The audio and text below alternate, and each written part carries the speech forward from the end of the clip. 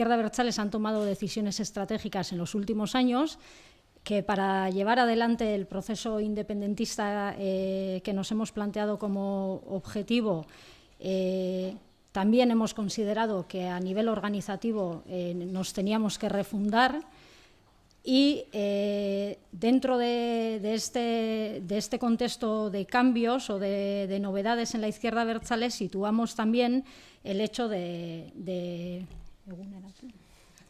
actualizar lo que ha venido siendo el proceso feminista, que es un proceso interno para integrar en la práctica política de la izquierda abertzale el feminismo. Entonces, en este proceso lo hemos realizado en 2 citas en las que nos hemos reunido más de 300 mujeres. Asimismo, también hemos realizado reuniones en las diferentes eskualdes de Euskal Herria.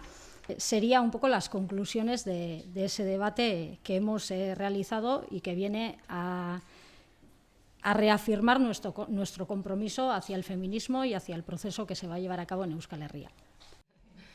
Eskerrik asko guztiei gaur etortzeagatik, eta, bueno, gora emakumeon borroka, gora borroka feminista. Gora!